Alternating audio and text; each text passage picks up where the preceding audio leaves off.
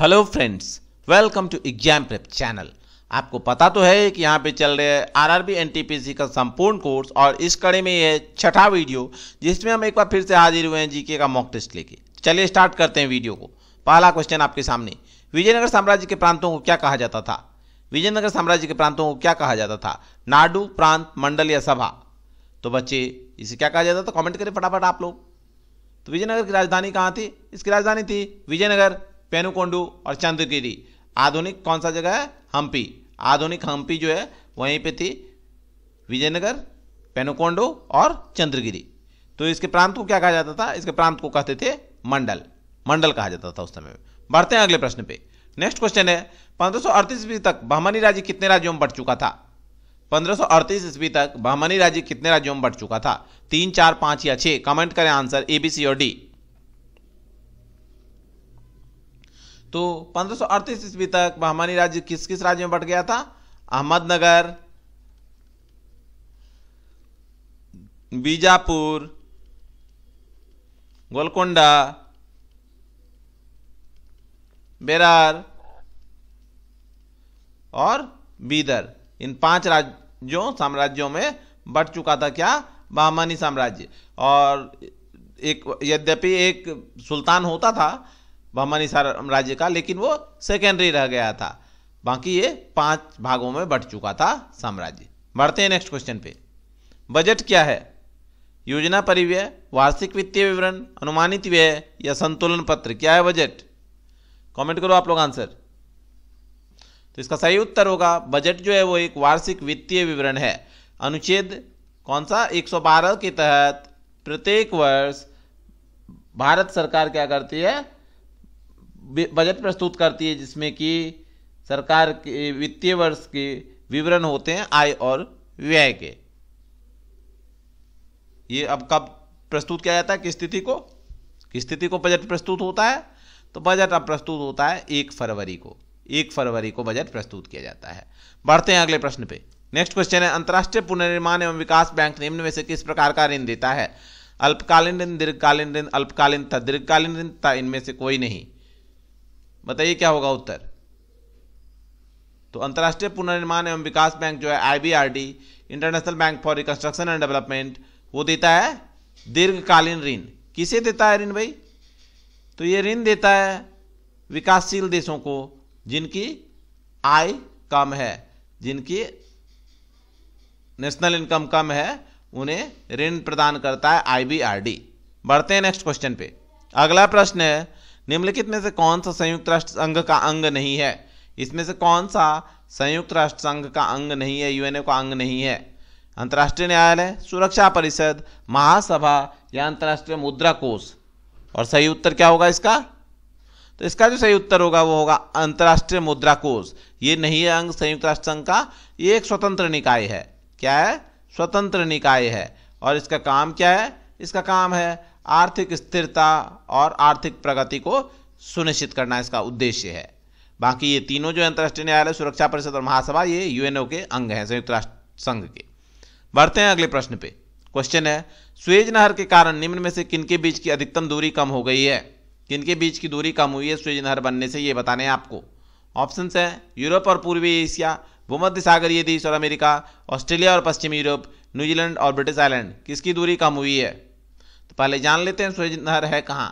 तो सुएज नहर है भूमध्य सागर एवं हिंद महासागर के बीच बना हुआ है, लाल सागर होते हुए।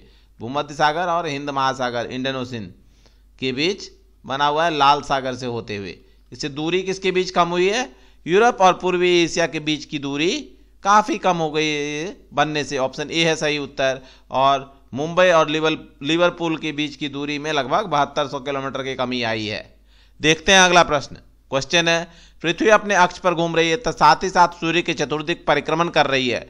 इसके कारण क्या उत्पन्न होते हैं? ज्वार भाटा, अक्षांश देशांतर, दिन रात और ऋतुएं, ताप और लवणता। क्या होगा सही उत्तर? कमेंट करें आंसर।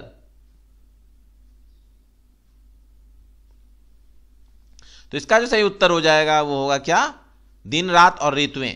पृथ्वी जब अपने अक्ष पर घूमती है तो उससे क्या होता है? उससे होता है दिन रात। और अक्ष पर झुके होने के कारण तथा अक्ष पर झुकाव के कारण तथा जो सूर्य की परिक्रमा करते हैं अर्थात परिक्रमण के कारण क्या होता है, ऋतुएं। तो हमारा उत्तर हो गया ऑप्शन सी। अगला प्रश्न, निम्न में से किस प्रकार की चट्टानों में कोयला और पेट्रोलियम पाए जाते हैं? अवसादी, आग्नेयी, कायांतरित या ग्रेनाइट? क्या होगा सही उत्तर? कमेंट करें ए, बी, सी या डी। तो बच्चे इसका जो सही उत्तर हो जाएगा वो हो जाएगा क्या? अवसादी चट्टान।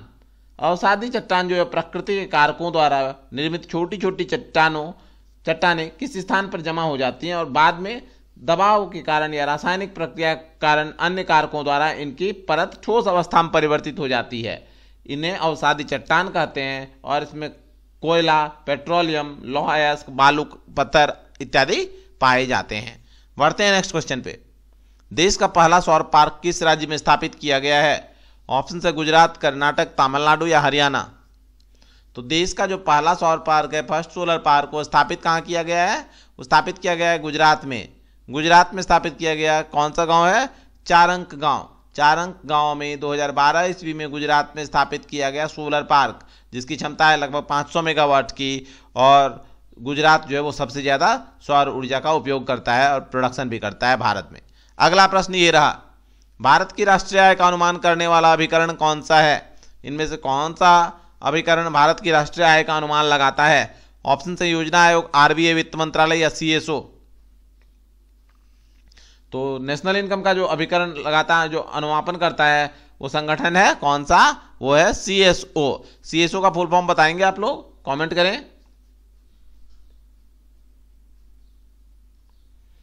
तो सीएसओ का फुल फॉर्म है सेंट्रल स्टैटिस्टिकल ऑर्गेनाइजेशन। लिख देता हूं मैं, सेंट्रल स्टैटिस्टिकल ऑर्गेनाइजेशन अर्थात केंद्रीय सांख्यिकीय संगठन। इसका मुख्य कार्य क्या है? इसका मुख्य कार्य राष्ट्रीय लेखा के संकलन के अतिरिक्त औद्योगिक उत्पादन सूचकांक का संकलन, उद्योगों का सर्वेक्षण, उपभोक्ता मूल्य सूचकांक का संकलन, ये सारे इसके काम हैं। इसका हेड ऑफिस कहाँ पे है? इसका हेड ऑफिस है नई दिल्ली में। ठीक है, बढ़ते हैं अब नेक्स्ट क्वेश्चन पे, जो कि है आपके सामने। एड्स का जनक निम्न में से कौन सा होता है? इसमें से किससे एड्स होता है? जीवाणु, विषाणु, कवक या प्रोटोजोआ? क्या होगा सही उत्तर? कमेंट करें आंसर। तो एड्स का फुल फॉर्म क्या है? एड्स का full form acquired immunodeficiency syndrome. तो ये होता है किसके कारण? विषाणु के कारण होता है। ये जो विषाणु होता है वो आरएनए विषाणु है, इसे रेट्रोवायरस के नाम से जाना जाता है। और ये एचआईवी वायरस कहलाता है और एड्स फैलते हैं इससे। इससे क्या हो जाता है? शरीर की प्रतिरोधक क्षमता समाप्त हो जाती है, खत्म हो जाती है। अगला क्वेश्चन ये रहा, भारत में कृषि योग्य भूमि की सिंचाई का प्रमुख स्रोत कौन सा है? इनमें से कौन सा सिंचाई का प्रमुख स्रोत है भारत में? ये बताने हैं। नदियां, कुएं, नहरें या तालाब? और सही उत्तर क्या होगा? तो जो सिंचाई का प्रमुख स्रोत है वो है नहरें। लगभग 40% भूमि नहरों से सिंचित की जाती है। ओके, बढ़ते हैं अगले प्रश्न पे।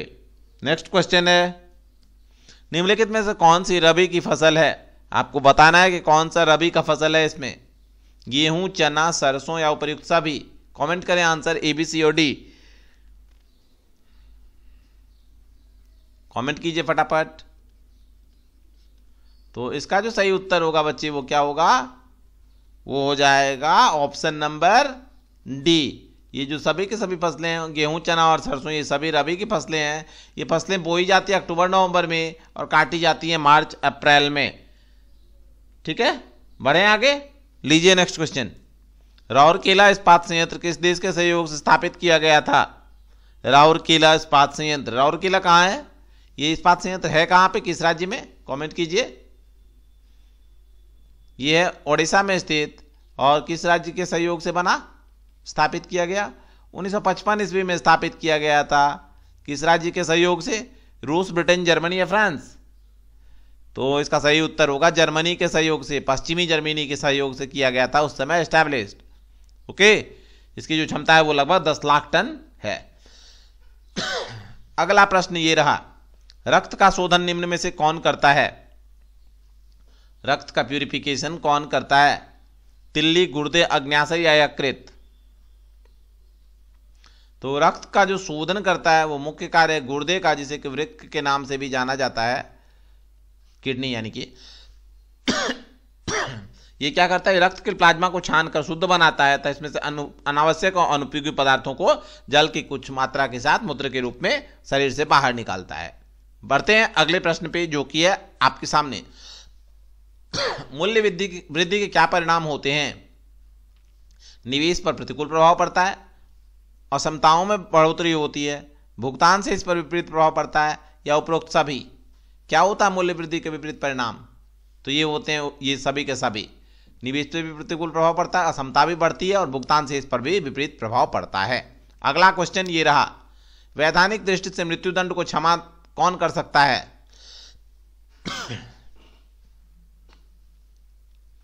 राष्ट्रपति, उपराष्ट्रपति, प्रधानमंत्री या मुख्य न्यायाधीश? कौन कर सकता है मृत्यु दंड को क्षमा? तो ये शक्ति प्राप्त है राष्ट्रपति को। कौन से अनुच्छेद के तहत? अनुच्छेद 72 के तहत। अनुच्छेद 72 के तहत राष्ट्रपति को शक्ति प्रदत्त है कि वो किसी भी प्रकार के दंड को कम कर सकता है, और मृत्यु दंड को कम कर सकता है, और क्षमा भी कर सकता है। बढ़ते हैं अगले प्रश्न पे।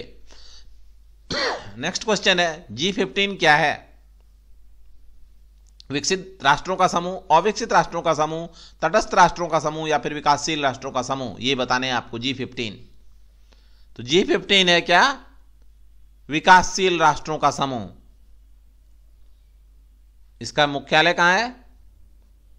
गठन का कब हुआ था? इसका गठन हुआ था 1989 ईस्वी में, बेलग्रेड में।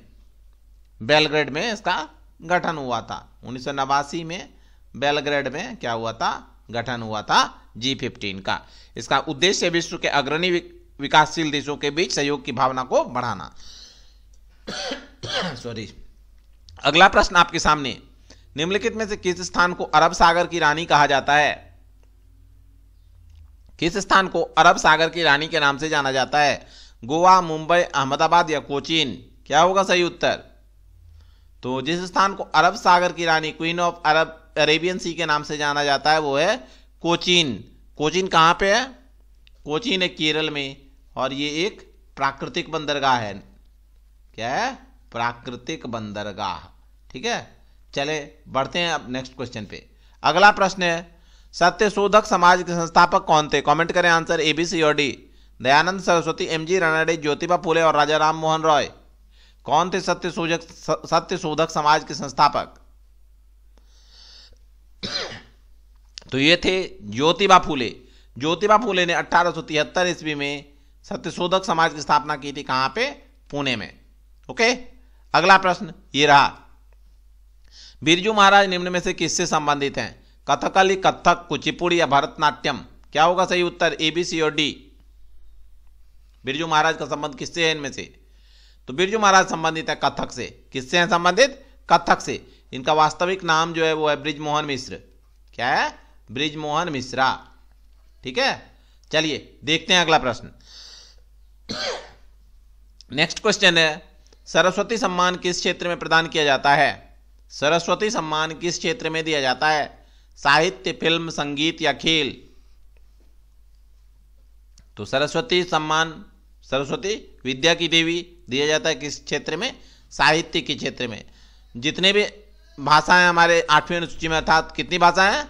22 भाषा, उनमें उत्कृष्ट योगदान के लिए क्या दिया जाता है? सरस्वती सम्मान दिया जाता है कविताओं और कथाओं के लिए, उपन्यास, कथा इत्यादि के लिए। तो जो 2017 का पुरस्कार अप्रैल 18 में दिया गया था, लास्ट पुरस्कार यही मिला है।